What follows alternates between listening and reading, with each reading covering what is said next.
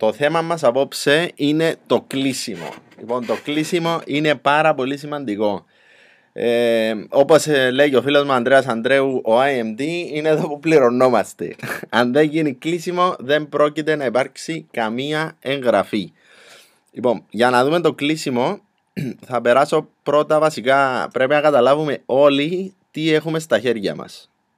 Στα χέρια μας έχουμε αυτό που ο κόσμος κάνει ήδη ή θέλει να κάνει περισσότερο. Δεν υπάρχει κανένας που δεν θέλει ό,τι έχουμε. Αυτό είναι δεδομένο. Είμαστε η μοναδική εταιρεία στο δικτυακό marketing, μοναδική εταιρεία στον κόσμο που έχουμε ό,τι ο κόσμος κάνει ήδη ή θέλει να κάνει περισσότερο. Δεν υπάρχει, ή και αν υπάρχει είναι πάρα πολύ μικρό ποσοστό, άτομο που δεν πάει διακοπές, και δεν υπάρχει φυσικά άτομο που δεν θέλει έξτρα εισόδημα. Άρα ό,τι για να σας λέει ο κόσμος έξω, εμείς ξέρουμε ότι έχουμε αυτό που ο κόσμος κάνει ήδη ή θέλει να κάνει περισσότερο, άρα είναι για όλους. Λοιπόν, στο κλείσιμο είναι πάρα πολύ σημαντικό να δούμε πώς χρειάζεται να είναι η στάση μας. Διότι αν δεν έχουμε δυνατή στάση, αυτό δεν πρόκειται να προχωρήσει. Η στάση είναι πάνω απ' όλα, δεν έχει σημασία τι λες, σημασία έχει πώς το λες. Καταρχήν πρέπει να είμαστε ενθουσιασμένοι, να έχουμε θετικότητα. Συναντάω κάποια άτομα κάποτε και μου λένε: έχω καλέσει τον ξάδερφο μου, αλλά δεν θα το κάνει έτσι κι αλλιώς. Του λέω: τον κάλεσες. Δηλαδή πήγε στο ραντεβού με το σκεπτικό ότι ο ξάδερφος του δεν θα το κάνει. Φαντάσου τώρα σκεπτικό. Λοιπόν, είμαστε ενθουσιασμένοι, θετικότητα. Έχω ό,τι χρειάζεται. Εγώ έχω ό,τι χρειάζεται. Και αυτός με χρειάζεται, ο καλεσμένος μου. Περιμένω ότι θα εγγραφεί, άρα θα εκπλαγώ αν μου πει ότι δεν θέλει να εγγραφεί. Στο μυαλό μου έχω ότι έχω ήδη νικήσει, δηλαδή έχω ήδη πετύχει το στόχο μου. Αν ο στόχος μου είναι να είμαι IMD, έχω ήδη πετύχει το στόχο του IMD σε 3 χρόνια. Είμαι σίγουρος για το αποτέλεσμα και απλά ζω και απολαμβάνω τώρα τη διαδικασία. Πάρα πολύ σημαντικό είναι ότι έχω όραμα μεγαλύτερο από τον καλεσμένο μου. Είναι πολύ σημαντικό το όραμα. Χρειάζεται να του δείξουμε το όραμα. Οι άνθρωποι ακολουθούν ηγέτες και μετά βρίσκουν το όνειρο. Ο ηγέτης όμως βρίσκει το όνειρο και μετά τους ανθρώπους που τον ακολουθούν. Άρα εσείς σαν ηγέτες χρειάζεται να βρείτε το όνειρο, να δείτε το όραμα και μετά άτομα θα σας ακολουθήσουν. Αυτό είναι πάρα πολύ σημαντικό. Το όραμα που έχετε στο μυαλό σας, που έχουμε όλοι μας στο μυαλό μας. Λοιπόν, στο κλείσιμο τώρα είμαι εστιασμένος 100% πάνω στον καλεσμένο μου. Εστιασμένος 100%. Με ενδιαφέρει να τον βοηθήσω. Έτσι δεν έχω στο μυαλό μου, αλλά δεν με ενδιαφέρει τι έγινε σπίτι, δεν με ενδιαφέρει τι έγινε στη δουλειά μου. Εκείνη τη στιγμή τη ζω, είμαι 100% μαζί του. Πιστεύω σε αυτόν, αυτό είναι πάρα πολύ σημαντικό. Πιστεύω σε αυτόν, δηλαδή τον βλέπω ως τον επόμενο director στην ομάδα μου. Τον βλέπω ως τον επόμενο marketing director στην ομάδα μου. Τον βλέπω ως IMD, τον βλέπω να αναγνωρίζεται και τον βλέπω να εκπαιδεύει πάνω από 20.000 κόσμο στο GACP. Δεν ξέρω αν έχει τόση χωρητικότητα. Λοιπόν, πιστεύω σε αυτόν. Αυτός που έχω απέναντι μου είναι το άτομο το οποίο με χρειάζεται για να του δείξω το δρόμο να πάει εκεί που τον βλέπω εγώ. Λοιπόν, σκέφτομαι επίσης και οραματίζομαι τα ωφέλη που θα έχει ο φίλος μου όταν ξεκινήσει μαζί μου. Δηλαδή τα ωφέλη που θα έχει στην οικογένειά του, ό,τι και να είναι αυτά. Άρα εγώ τα γνωρίζω και έτσι θα του τα μεταδώσω. Λοιπόν, πάρα πολύ σημαντικό επίσης είναι το ότι είμαι αυτή τη στιγμή δίπλα του και θα είμαι δίπλα του μετά. Άρα είναι κάτι που θα κάνουμε μαζί. Τον θέλω να είναι ο καινούριος μου συνεργάτης. Το άτομο το οποίο μαζί θα φτάσουμε εκεί ψηλά. Λοιπόν, επίσης έχω τον έλεγχο 100%. Εγώ έχω τον έλεγχο 100%. Αν κάποια στιγμή χάσω τον έλεγχο στο κλείσιμο, αυτό δεν σημαίνει ότι δεν μπορώ να το ξαναβρω. Έχουμε τον έλεγχο εμείς 100% και επίσης νιώθουμε άνετα, διασκεδάζουμε, γιατί το κλείσιμο είναι ένα παιχνίδι. Και αφού είναι παιχνίδι, πάμε να δούμε τους 10 κανόνες του παιχνιδιού του κλεισίματος. Λοιπόν, έχω γράψει 10 κανόνες όσον αφορά το κλείσιμο και αφού υπάρχουν αυτοί οι κανόνες είναι καλά να τους γνωρίζουμε, διότι αφού αυτό το παιχνίδι παίζουμε, είναι δυνατόν να παίζεις ποδόσφαιρο χωρίς να ξέρεις τους κανόνες? Άρα πρέπει να μάθουμε τους κανόνες του κλεισίματος. Μη σας ανησυχούν οι σημειώσεις. Κρατήστε ό,τι θέλετε. Θα έχετε όλο το webinar record. Να το ξαναδείτε όσες φορές θέλετε μαζί με όλες τις διαφάνειες. Άρα, πρώτος κανόνας του παιχνιδιού είναι ότι κανένα μέλος που ξεκινά δεν καταλαβαίνει τα πάντα 100%. Αυτό είναι ο πρώτος κανόνας και εμείς το γνωρίζουμε. Δεύτερος κανόνας είναι ότι ο καλεσμένος δεν ξέρει. Εγώ ξέρω, γι' αυτό τον κάλεσα. Άρα μη ζητάτε τη γνώμη κάποιου καλεσμένου. Δεν μπορώ να ακούω κάποιες φορές το μέλος να ζητάει, να λέει στον καλεσμένο, σε κάλεσα να μου πεις τη γνώμη σου. Αφού αυτός δεν ξέρει, τι να σου πει τη γνώμη του. Εμείς ξέρουμε, γι' αυτό τον κάλεσαμε. Αυτός είναι ο δεύτερος κανόνας. Το τρίτο είναι ότι ο καλεσμένος νιώθει άβολα. Αυτό είναι ο κανόνας, δεν πρόκειται να το αλλάξετε, μπορείτε όμως να τον κάνετε να νιώσει άνετα. Έτσι, διότι από τη στιγμή που θα δει ότι κατά κάποιον τρόπο υπάρχει μια πώληση στο μυαλό του, έτσι θα το δει, τότε θα ξεκινήσει να νιώθει άβολα. Αυτό είναι γεγονός. Λοιπόν, ο τέταρτος κανόνας είναι ότι ο καλεσμένος με χρειάζεται. Δεν τον χρειάζομαι εγώ, αυτός με χρειάζεται. Αυτός είναι ο κανόνας. Πέμπτος κανόνας. Αν δεν εγγραφεί μετά την παρουσίαση, 90% δεν θα εγγραφεί. Ακόμα ένας κανόνας που χρειάζεται να γνωρίζουμε. Νούμερο 6. Αν δεν γίνει μέλος με εμένα, θα γίνει με κάποιον άλλο. Έτσι, αυτός είναι ο έκτος κανόνας. Αν δεν γίνει μέλος με εμένα, θα γίνει με κάποιον άλλο. Έβδομος κανόνας. Οι περισσότερες εγγραφές δεν γίνονται γιατί κανείς δεν ρωτά τους καλεσμένους αν θέλουν να ξεκινήσουν. Κανόνας νούμερο 7. Κανόνας νούμερο 8. Τα στατιστικά λένε ότι αν ένας καλεσμένος ερωτηθεί 3,2 φορές αν είναι έτοιμος να ξεκινήσει, θα πει ναι. Αυτά είναι τα στατιστικά. Νούμερο 9. Πάρα πολύ όμορφος κανόνας. Ο καλεσμένος δεν ξέρει τους κανόνες. Αυτό είναι το 9. Και το 10 που είναι ο καλύτερος είναι ότι ξέρω τι θα μου πει. Αφού το έχουμε ζήσει χιλιάδες φορές, ξέρουμε τι θα μας πει. Άρα άμα γνωρίζουμε τις απαντήσεις στις ερωτήσεις που θα μας πει, στους προβληματισμούς του, τότε ξέρουμε πού θα καταλήξει το παιχνίδι. Έτσι, είναι 10 κανόνες του παιχνιδιού του κλεισίματος. Αυτή είναι πάρα πολύ σημαντική και εμείς έχουμε πλεονέκτημα διότι εμείς γνωρίζουμε τους κανόνες και ο καλεσμένος δεν γνωρίζει τους κανόνες. Άρα εμείς έχουμε τον έλεγχο 100% στο πού θα πάει η συζήτηση, στο ποιο θα είναι το αποτέλεσμα. Λοιπόν, πριν την παρουσίαση τώρα, καταρχήν έχουμε πει αρκετές φορές ότι το κλείσιμο ναι ξεκινά από την πρόσκληση. Είναι πολύ σημαντικό να γίνει μια δυνατή πρόσκληση. Όμως δεν θα επικεντρωθούμε στην πρόσκληση οποιαδήποτε άλλα προσόντα σήμερα, θα επικεντρωθούμε καθαρά στο κλείσιμο. Λοιπόν, πριν την παρουσίαση τώρα, του λέω 4 πράγματα. Αυτά τα έχουμε ακούσει, εγώ τα είχα ακούσει πρώτη φορά από τον Sean Starrock, όπου αυτά τα 4 του τα είχε εκπαιδεύσει ο Wayne Nugent. Επίσης ο Jefferson Santos στο Regional είχε πει αυτά τα 4 πράγματα. Πριν την παρουσίαση του λέω 4 πράγματα. Πρώτον, του λέω το γιατί μου. Και έχω απέναντί μου τον Νικόλα. Νικόλα μου, εγώ με αυτό που θα δεις, σε 6 μήνες από σήμερα δεν θα δουλεύω. Και θα απολαμβάνω ελεύθερο χρόνο με την οικογένεια μου, ταξιδεύοντας σε όλο τον κόσμο. Γι' αυτό σε θέλω μαζί μου. Αυτό είναι το 1. Το νούμερο 2 είναι ότι είμαι all in. Του λέω είμαι all in και το πιστεύω 100%. Το τρίτο του λέω ότι είναι κάτι μεγάλο. Και του λέω είναι κάτι τεράστιο. Και το τέταρτο είναι αυτό που λέμε ότι του το παίρνω από το χέρι. Και του λέω, κοίτα όμως, μπορεί να μην είναι για σένα. Για μένα δεν έχει σημασία αν θα ξεκινήσει ή όχι. Για μένα έχει σημασία ότι θα το δεις σωστά.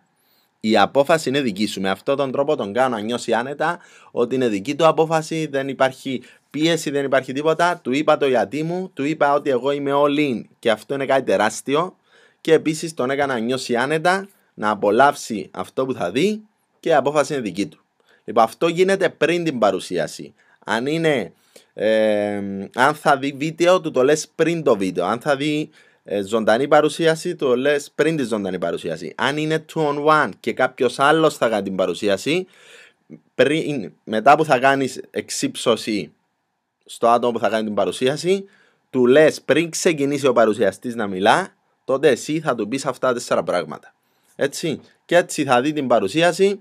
Και τώρα, μόλις τελειώσει η παρουσίαση, εδώ θέλω να σημειώσετε ότι αυτό είναι το πιο σημαντικό του webinar. Αυτού του call είναι το πιο σημαντικό αυτού της εκπαίδευσης. Ότι η βασική λεπτομέρεια είναι ότι όταν κάνω ερώτηση στον καλεσμένο ή λέω κάτι, κλείνω το στόμα μου και επικρατεί σιωπή μέχρι να απαντήσει αυτός. Θα το ξαναπώ. Όταν κάνω ερώτηση στον καλεσμένο ή λέω κάτι, κλείνω το στόμα μου και επικρατεί σιωπή μέχρι να απαντήσει αυτός ή αυτή. Έτσι, μόλις τελειώσει η παρουσίαση.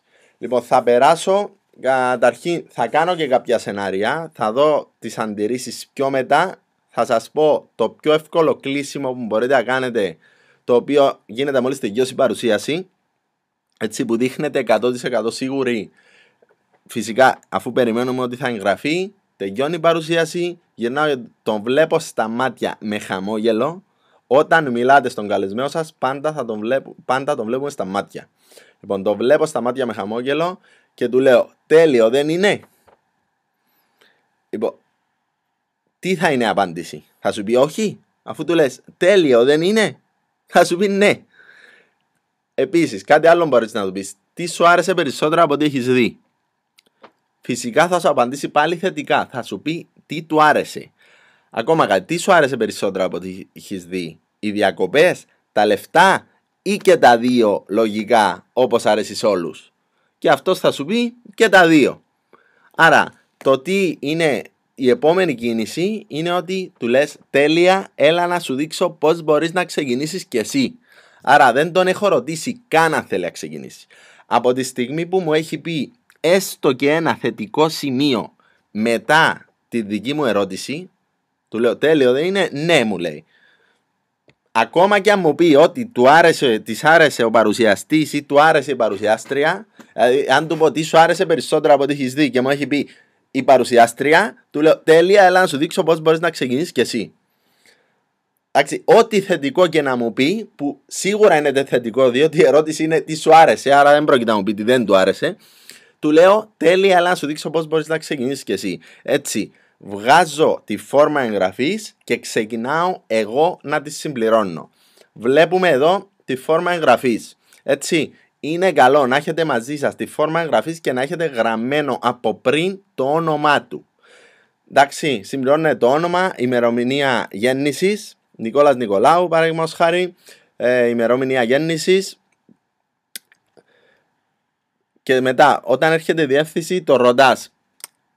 Για πες μου τη διεύθυνση που θες να σου σταλεί η Mastercard όπου θα πληρώνεσαι, και αυτόματα αυτός θα σκέφτεται θα πληρώνεται και σου λέει τη διεύθυνση. Παραδείγματος χάρη, όπως βλέπετε εδώ, 20 Festival Schul Street.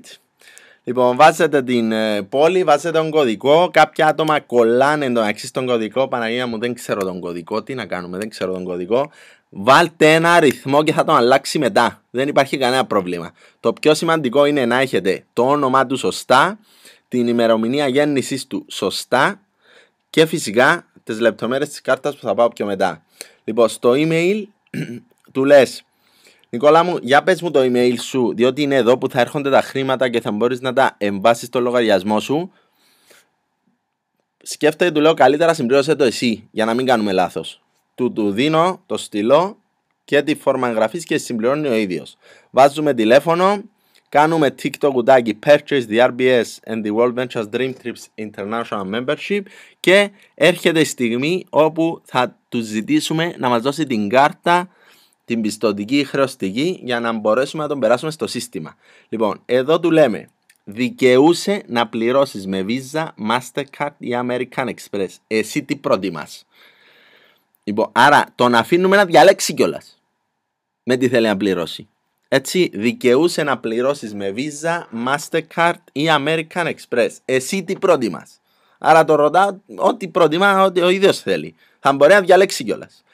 Λοιπόν, και με αυτόν τον τρόπο συμπληρώνουμε τη φόρμα εγγραφής. Όμως, είναι πάρα πολύ σημαντικό. Έχουμε μαζί μας φόρμα εγγραφής και αμέσως μόλις μας πει κάτι θετικό μετά την παρουσίαση, τότε τη βγάζουμε και του λέμε, όπως έχω δείξει και πριν, τέλεια, έλα να σου δείξω πώς μπορείς να ξεκινήσεις και εσύ. Άρα όλος ο κόσμος ξεκίνησε, έμεινες εσύ. Το υποσυνείδητο του νιώθει. Λοιπόν, και προχωρούμε παρακάτω λοιπόν. Είναι πολύ σημαντικό τώρα να μάθουμε το γιατί του.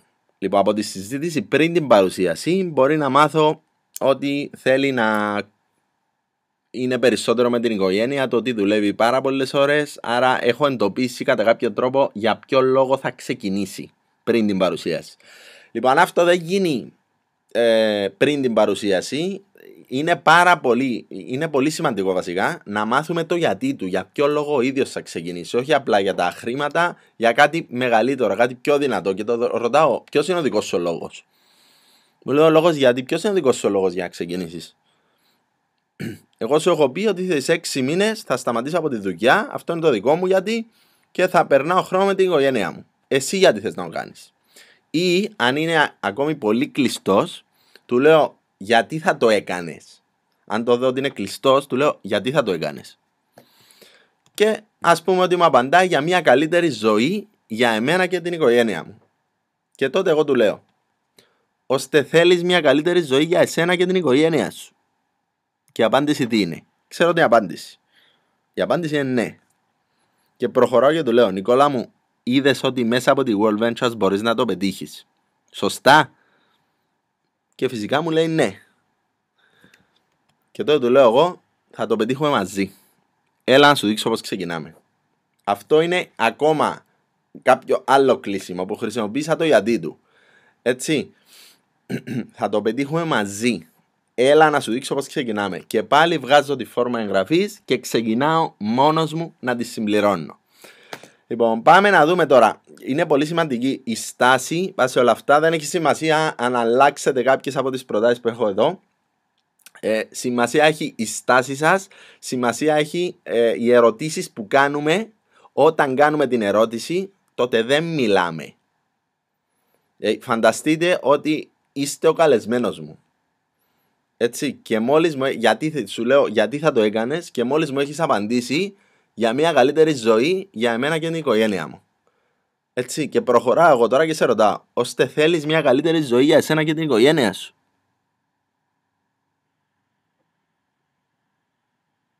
Μου απάντησες, ναι, φυσικά μου απάντησες. Και μετά εγώ προχωράω και σου λέω, Νικόλα μου, είδες ότι μέσα από τη World Ventures μπορείς να το πετύχεις? Σωστά? Και μου λες ναι. Τότε τι θα σου πω? Μην το κάνεις? Θα το πετύχουμε μαζί, έλα να σου δείξω πώς ξεκινάμε. Και του δείχνεις πώς ξεκινούμε.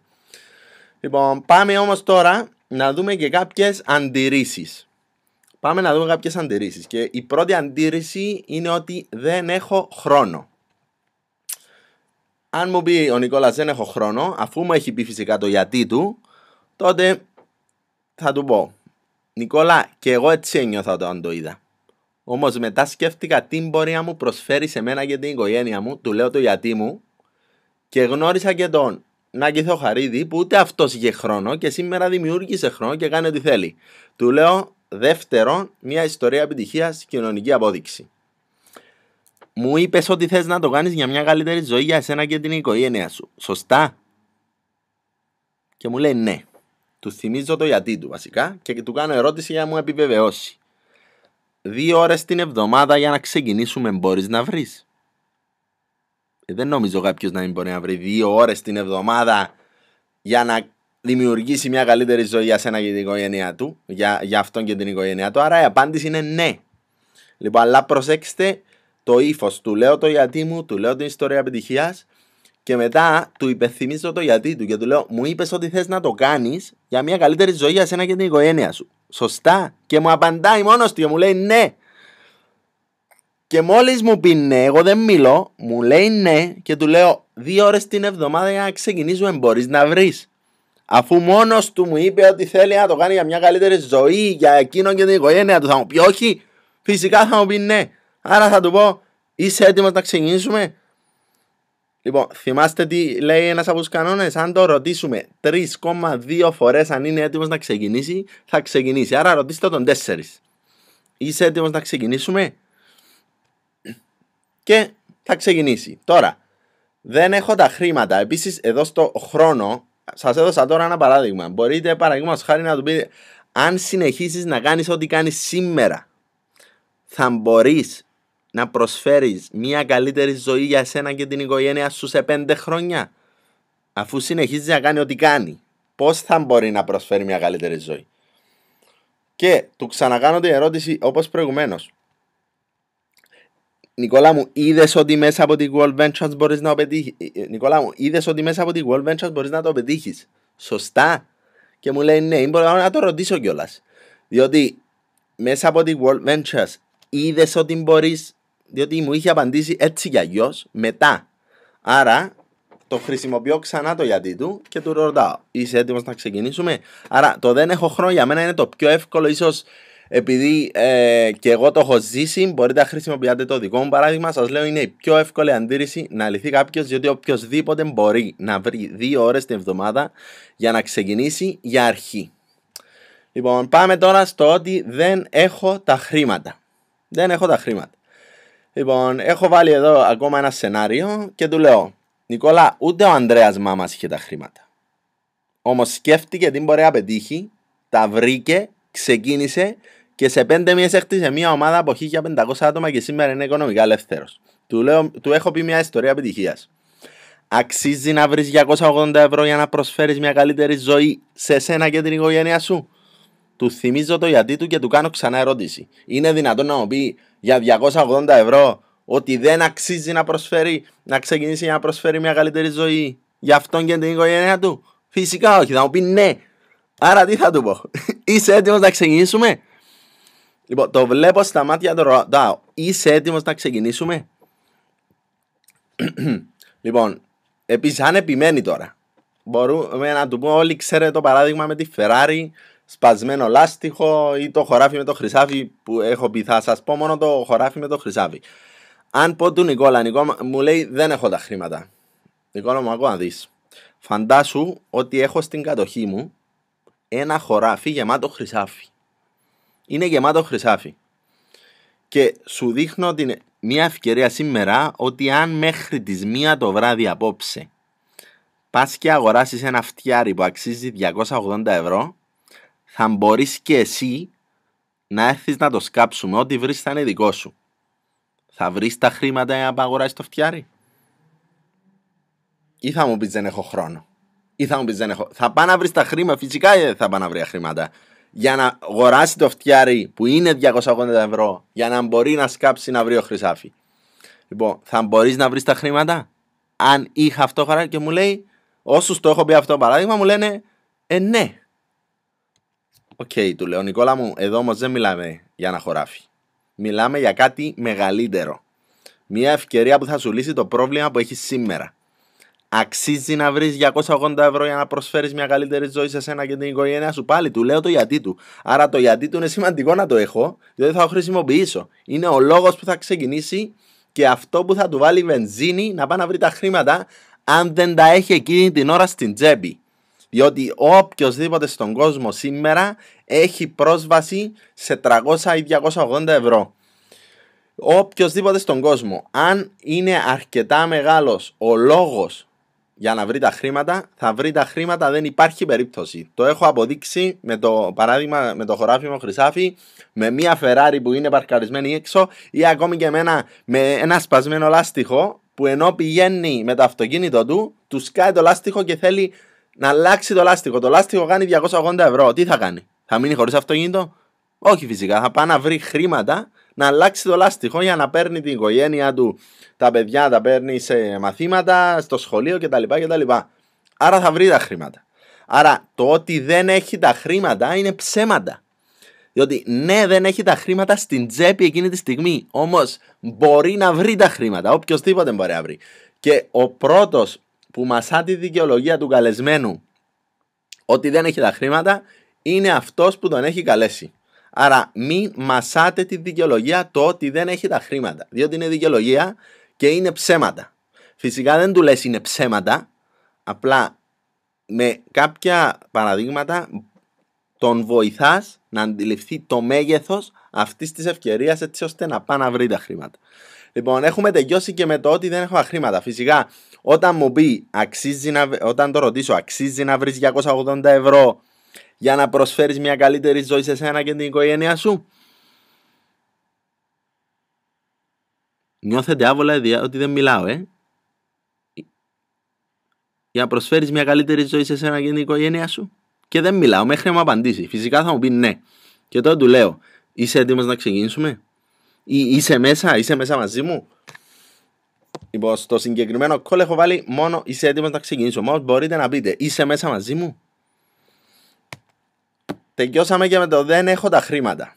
Λοιπόν, τώρα, αν είναι παράνομο, καλά, αυτό είναι γελίο. Το ότι αν είναι παράνομο, όμως έχω βάλει μερικά παραδείγματα έτσι να γελάσουμε λίγο.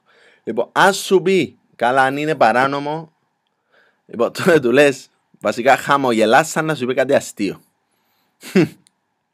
Είσαι έτοιμος να ξεκινήσουμε? Λοιπόν, τώρα, αν επιμένει, χαμογελώ και του λέω, δηλαδή, αν δεν είναι παράνομο, είσαι μαζί μου? Και φυσικά θα μου πει ναι. Διότι για να μου λέει τη δικαιολογία αν είναι παράνομο, σημαίνει ότι αν δεν είναι παράνομο θα είναι μαζί μου. Άρα το ρωτώ, δηλαδή αν δεν είναι παράνομο είσαι μαζί μου? Σιωπώ, μου λέει ναι, το ρωτάω, τέλεια. Έλα να σου δείξω πώς μπορείς να ξεκινήσεις κι εσύ. Λοιπόν, τώρα, σας λέω ότι δεν υπάρχει περίπτωση να προχωρήσει περισσότερο αν κάνετε αυτό. Όμως, αν προχωρήσει, αν επιμένει, του λέω με σοβαρότητα. Νικόλα, το έψαξα εγώ. Μου έχεις εμπιστοσύνη? Το ρωτάω πάλι. Νικόλα, το έψαξα εγώ. Μου έχεις εμπιστοσύνη? Και φυσικά θα μου πει ναι. Και τότε θα του πω, είσαι έτοιμος να ξεκινήσουμε? Πάντα όταν απαντάω, τα λόγια μου είναι κοφτά. Λέω μια πρόταση, κάνω μια ερώτηση και όταν παίρνω την απάντηση το ρωτάω, είσαι έτοιμος να ξεκινήσουμε? Διότι είναι αυτό που χρειάζεται. Είσαι έτοιμος να ξεκινήσουμε?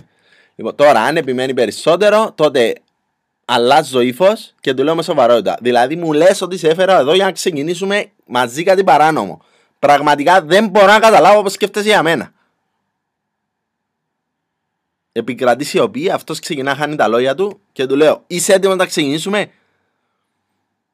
Λοιπόν, θέλετε να το επαναλάβω αυτό? Λοιπόν, αν επιμένει στο ότι είναι παράνομο, σας προσβάλλει. Και του λες, δηλαδή μου λες ότι σε έφερα εδώ για να ξεκινήσουμε κάτι παράνομο μαζί. Πραγματικά δεν μπορώ να καταλάβω πώς σκέφτεσαι για μένα. Χάνει τα λόγια του. Είσαι έτοιμος να ξεκινήσουμε?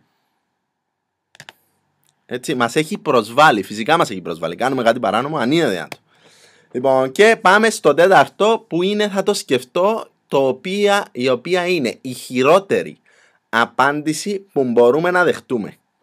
Η χειρότερη απάντηση που μπορούμε να δεχτούμε, διότι υπάρχει κανόνας που λέει ότι αν δεν εγγραφεί, δηλαδή αν σου πει θα το σκεφτώ, δεν πρόκειται να ξεκινήσει.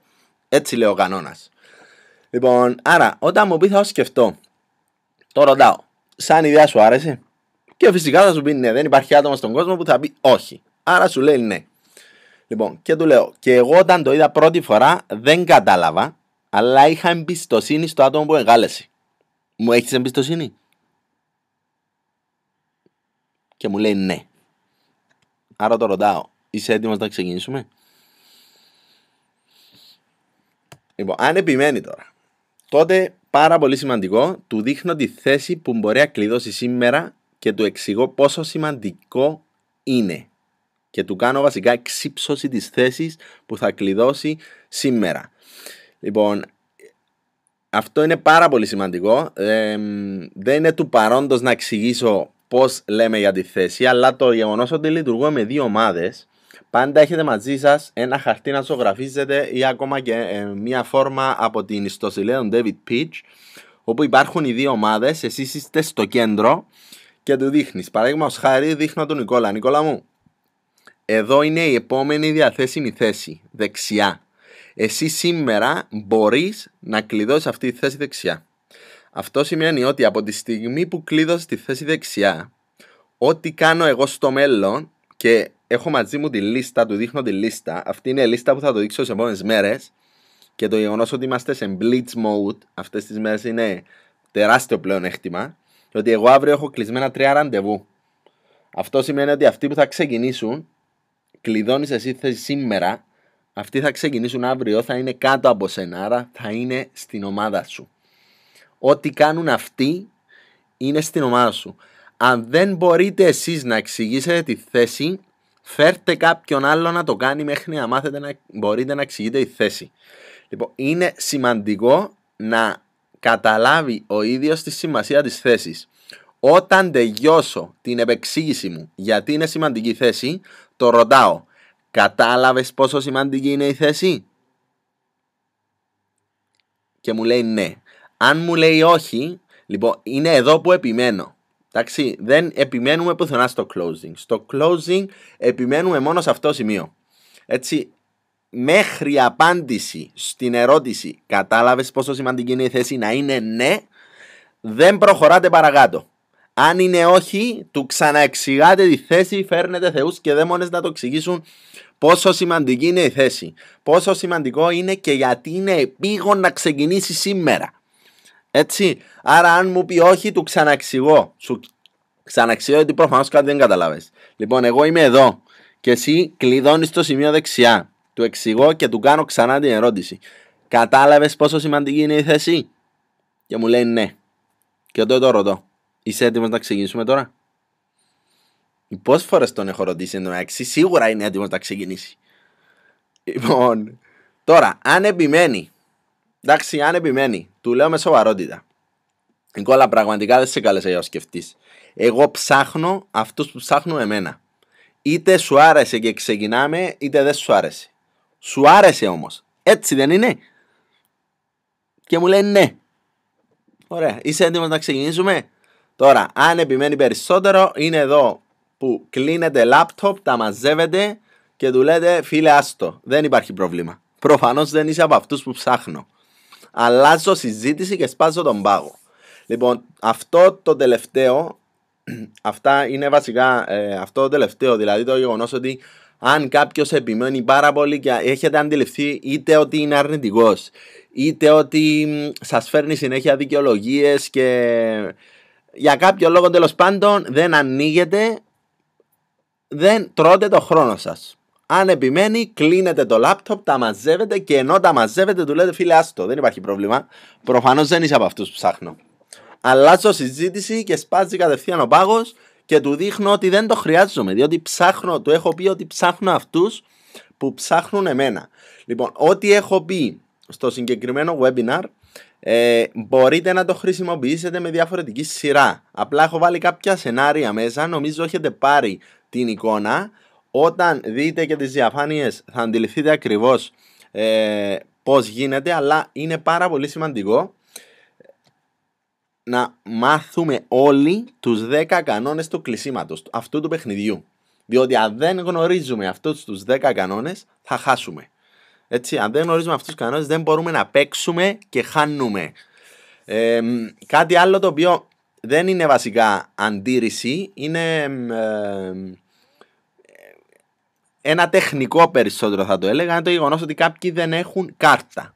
Έτσι, και ακούω αρκετές φορές κάποιες εγγραφές να μην έχουν γίνει γιατί ο καλεσμένος δεν έχει κάρτα. Τι κάνουμε λοιπόν όταν κάποιος δεν έχει κάρτα? Αυτό το κάνουμε πάντα με τη σειρά που θα σας τα πω. Άρα, αν κάποιος δεν έχει κάρτα, ο Νικόλας μου λέει Νάκη θέλω να ξεκινήσω αλλά δεν έχω κάρτα. Έτσι, άρα θέλει να ξεκινήσει, είναι μέσα. Λοιπόν, ακόμα δεις Νικόλα μου, επειδή είσαι εσύ σήμερα, θα σου κάνω μια διευκόλυνση.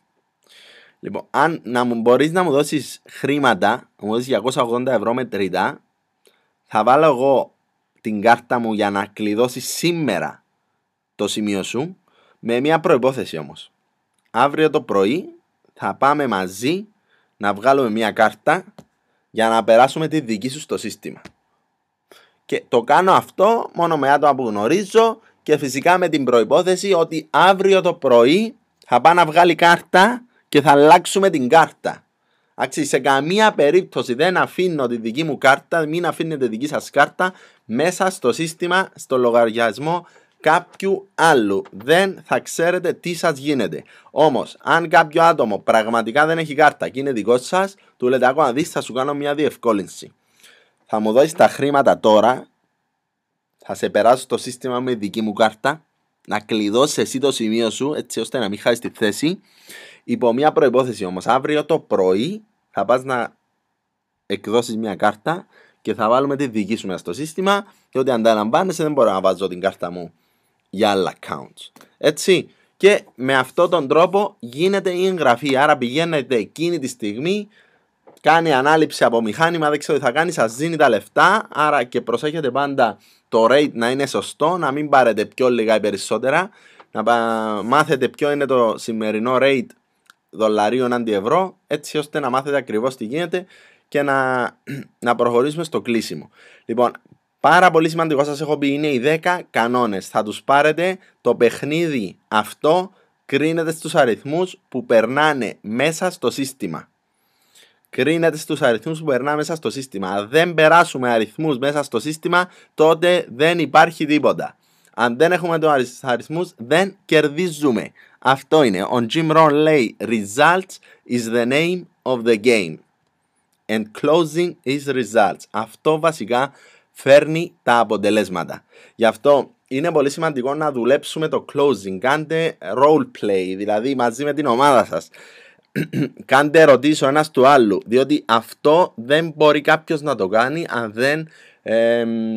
αν δεν το έχει κάνει πολλές φορές, να κάνει εξάσκηση. Σίγουρα θα κάνουμε λάθη, σίγουρα κάποια άτομα θα φύγουν χωρίς να γίνουν εγγραφές, όμως αν γίνουμε εμείς καλύτεροι και ξέρουμε πώς να κάνουμε το κλείσιμο, τότε όλοι θα έρθουν μαζί μας, διότι αφού εμείς ξέρουμε το παιχνίδι, πρέπει να μάθουμε πώς παίζεται το παιχνίδι. Γι' αυτό έχω βάλει τους 10 κανόνες του κλεισίματος. Αν γνωρίζουμε τους 10 κανόνες του κλεισίματος και αυτός, φανταστείτε να πάτε να παίξετε μπάλα, εσείς γνωρίζετε τους κανόνες της μπάλας και αυτός δεν γνωρίζει τους κανόνες της μπάλας. Ποιος θα νικήσει? Εσείς που γνωρίζετε τους κανόνες. Άρα αφού γνωρίζουμε ότι υπάρχουν κανόνες στο κλείσιμο, τους μαθαίνουμε και πάμε και παίζουμε με τους δικούς μας κανόνες πλέον. Διότι εμείς τους γνωρίζουμε και αυτός δεν έχει ιδέα. Αυτό είναι το πλεονέκτημα που έχουμε. Και έχουμε κάτι που χρειάζεται. Λοιπόν, αυτό είναι το κλείσιμο.